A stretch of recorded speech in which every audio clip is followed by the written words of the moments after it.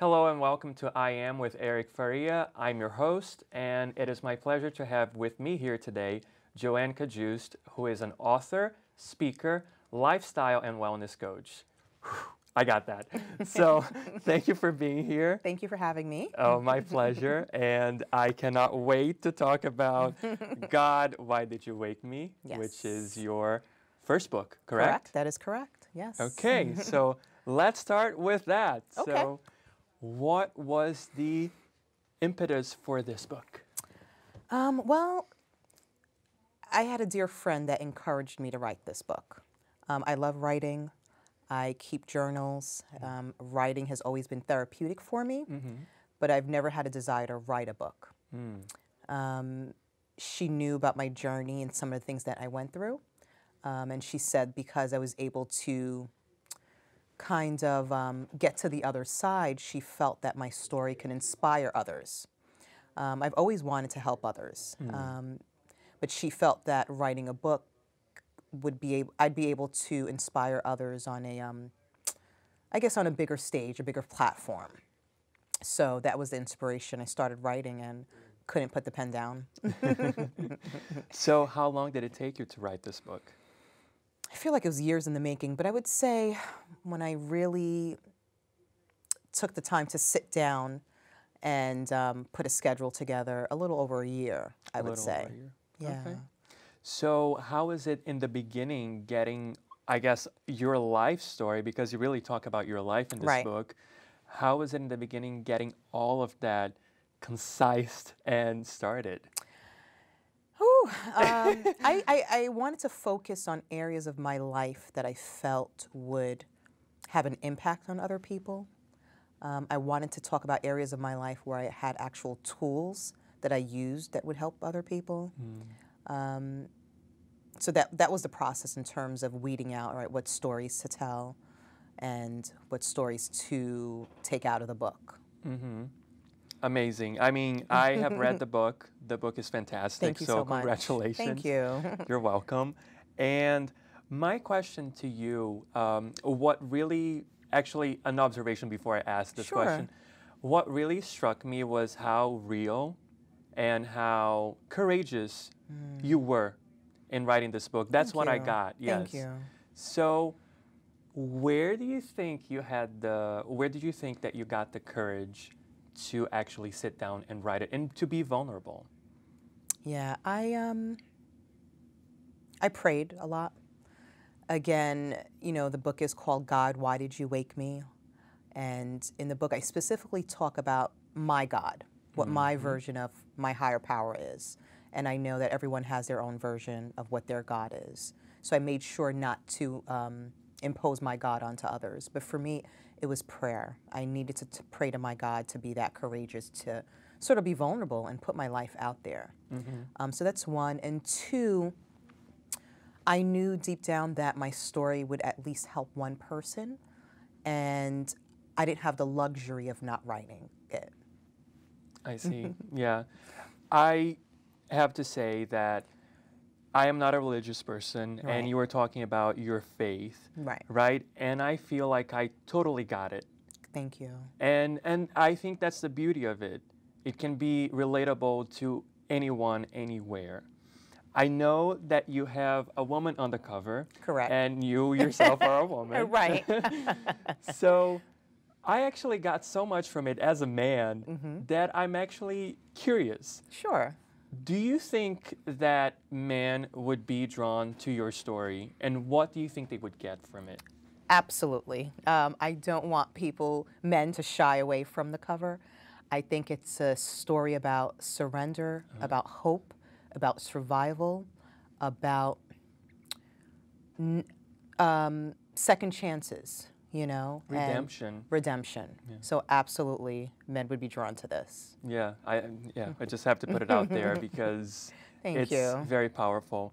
So when I was reading, what also struck me was how, well, you write beautifully, and how you were navigating the different aspects of your life and going from the lowest of the low and then being able to overcome that. Right. Is there one particular moment or event that you think was the thing that actually caused you to turn your life around? Yes. So I got to a place where I felt like I was doing okay in life. I was becoming the person that I thought I wanted to be. I was letting go of all the toxic stuff that might have been pulling me down, whether it was physically or not. And I felt like I was taking care of myself.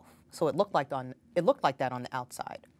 So the defining moment where I said, okay, I need to change was when one day it appeared like I had it all, but I cursed God for waking me up. I was too coward to commit suicide, and I was hoping God didn't wake me up. When I had those thoughts, I'm like, now it's time to really, really start looking at what is going on. It was either that or just a slow death. Wow. And maybe not a physical death, but walking around feeling like something's wrong and not wanting to live. So I had to make a change. Yeah, and I remember reading that in the book, but I just wanted to hear it from you. Absolutely. And amazing. So, is there something that you think women, particularly, would get from this story? I mean, I think they'd get a lot. I mean, there are a lot of, I feel like a lot of gems. I think that I want women to get to a place where they are in love with the person in the mirror. I think that for each chapter, I provide tools and actions because I feel like we've all been through things. You know, none of us are exempt from hard times or hardships. But what are the tools? What can I do today to get on the path of living a better life? So I think concrete tools and action steps are helpful. Great. And as a first step, what do you think would be the first step for a woman or for a man who's reading this book into getting to the next level? Okay. I would say the first step is admitting that there's something wrong, but do not beat yourself up. If you think that you want to change and get on a better path, beating yourself up because of mistakes that you've done or where your life is, it's just not going to work. So just first step is just awareness and the willingness to want to change. That's the first step. And how do you think that you cultivated it for yourself? I feel like I had people that supported me. I call them angels, you know, even if you have that one person that you could confide in and let them know that you do need help. I got to a place where I not only prayed, but I had to do the work. You know, I had to seek outside help, you know, whether it was therapy, counseling, group support, friends, family. Support from family, from friends, from people that are important to you. Exactly. Great. Thank you for watching. We will be right back.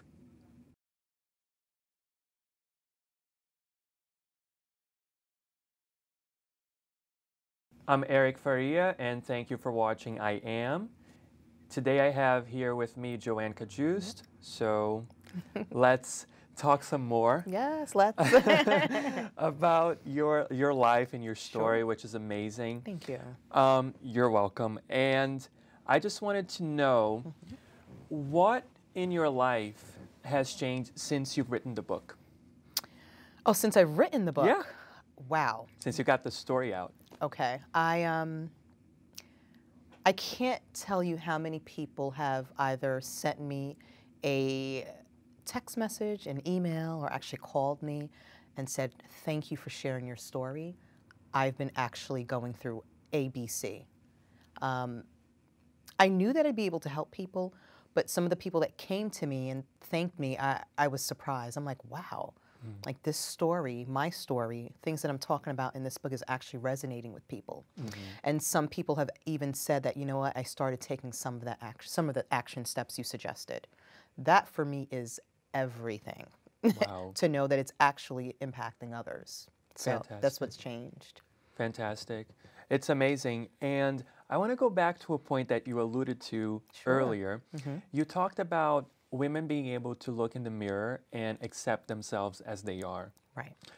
I believe from what I live and what we see in our culture that we have an image-obsessed culture. We do.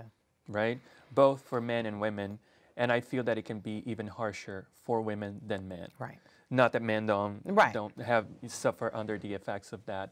So what do you think drives that? And how can we change or change the conversation around body image?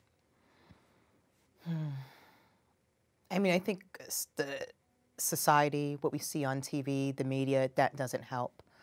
I think that it's an internal job, right? You know, the standard of beauty that society has out there, or the images that the media portrays. How do I, as a woman, if I feel like I don't fit into that box, what do I need to do to build my self-confidence and self-esteem, you know? Because in an ideal world, I would want society and media to portray different images and to have a broader standard, you know, but I can't rely on that. So now what kind of work do I need to do at home first, you know? So that's why I talk about looking in the mirror first and not looking outside for validation and for your confidence and for your self-esteem or your beauty. Fantastic. And I believe that it starts with us. Yes. Right? Looking at the person in the mirror, accepting that person, and being able to then do the work. Exactly. Because it is an inside job. Right. Right? So for you, what was the moment that you decided to actually do the inner work in terms of the self-image? For me, when I knew that outside things or outside people could no longer fill that void or that hole, or that hole that I wanted to fill. So I knew that I couldn't seek that out from the outside. And the only place left to turn was to do the work. You know, I had to look inside. So when when the outside things could no longer fill that hole, I had nowhere to run. I had to run to the person that I was looking at in the mirror. And we are at a point in our country, right, where there is heated debate about things that are going on politically, you know, the news that we see day to day. What do you do? What is your spiritual practice to actually keep you present? Oh, that's a great question. I feel like the times that we're living in, your spiritual practice is tested. I would like to say that I'm full of love and light every single day. That's how ideally I would want my spiritual practice to be. But because of this world that we're living in, I have to practice love even more. It's easy to be angry, to be upset, to not want to love those that don't love me. But I cannot afford to live with hate or anger. Does not make me feel good, won't be able to sleep at night. So I pray about it. You know, I kind of try to put myself in other people's shoes. And I know that feeling of hate and anger just doesn't feel good. So I don't want it there. And I can't say, again, every day I'm full of love and light. You know, that's something that I work on. But because I know we live in harsh times, I know it's more important than ever to keep with some kind of spiritual practice. And it doesn't necessarily have to be God. You know, whatever your spiritual practice that's going to keep you from, that's going to keep you closer to humanity, and show love and be love and feel love. You know, I think that's just essential. I totally hear you. I was just sitting back and absorbing because I feel the same way. Yeah. It's tough.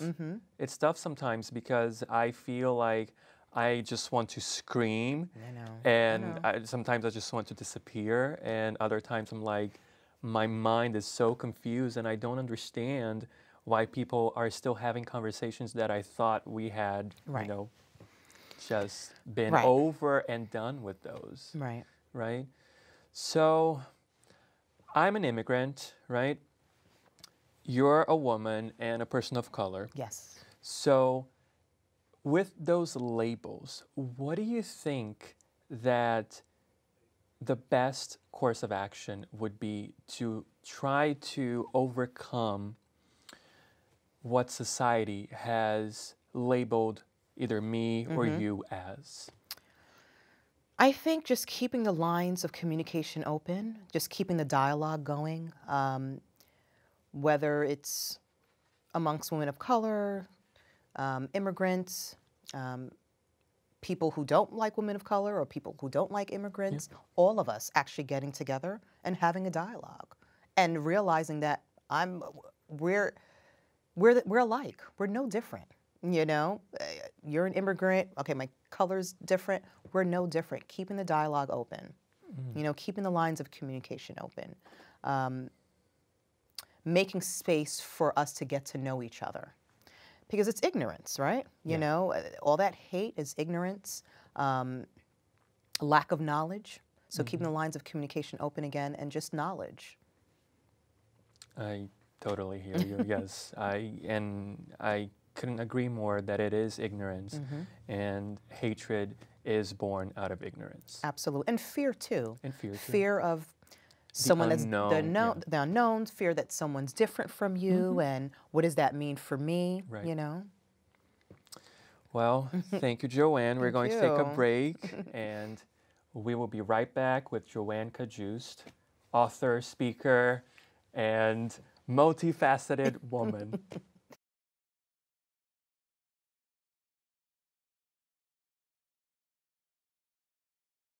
Welcome back. I'm Eric Faria, and this is I Am. Today I have Joane Cajuste with me, and I'm just going to jump right in. Okay.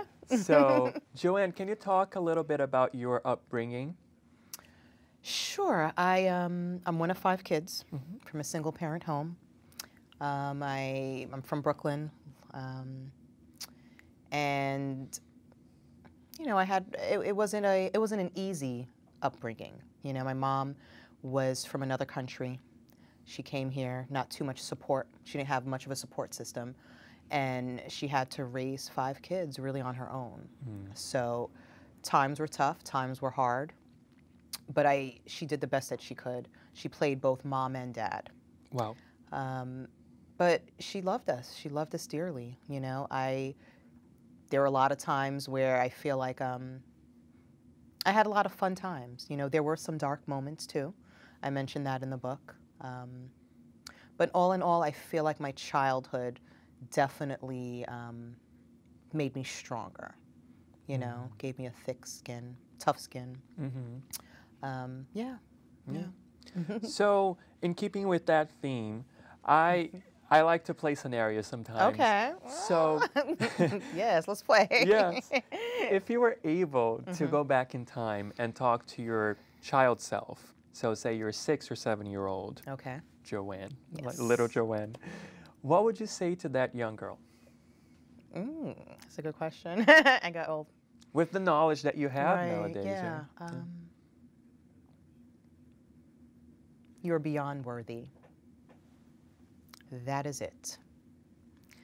For a child that's 6 or 7 to know that he or she is beyond worthy, there is absolutely nothing they cannot accomplish. That's what I would tell her. Wow. Okay, just had to pause for a moment, but yeah. Yeah. I agree with that. It's very powerful to know from that young age that you are beyond worthy and that there isn't anything anybody can say or do that will take that worthiness Exactly. out of you. Yeah. Yeah. So, in terms of family, I know you have a partner now. I do. Correct? I do. Yes. What do you think the next chapter is? Because that's what after reading the book, I was like, what would be the next chapter? Like the next book, the next chapter of my life? What? Either or. I'm looking forward to the next book, by the way. You know, I think if I do a next book, it'll be like a fiction or something. Oh, okay. You know, writing about your life, it's very vulnerable. It was a very emotional book. The next chapter, you know, I just want to live and enjoy life and be of service. You know, you talk about my childhood. I feel like one of the things from my childhood, I was someone that always lived in survival mode. What's next? I'm not doing enough. I'm not enough. I need to accomplish this. I need to get this off my list. I just want to enjoy life. I want to enjoy the gifts that I've been given. And I just want to share my testimony with others. I want to just pull other people up. If that's all I do for the rest of my life, I am okay. So the next chapter really is have fun, Joanne. Let loose. You have done the work, you know? Enjoy the fruits of your labor. That's the next chapter, you know? Dance on tables if you have to.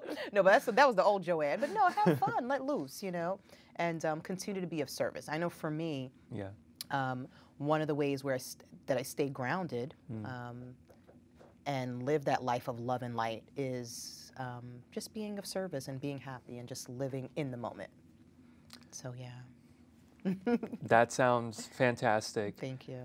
And what does being of service mean to you you know, when you're with other people? And trying to be present, seeing what someone else needs, getting out of my head, getting out of my own way, not thinking about my wants and desires, trying to see if I can help someone else fulfill their desires for the day, their wants for the day.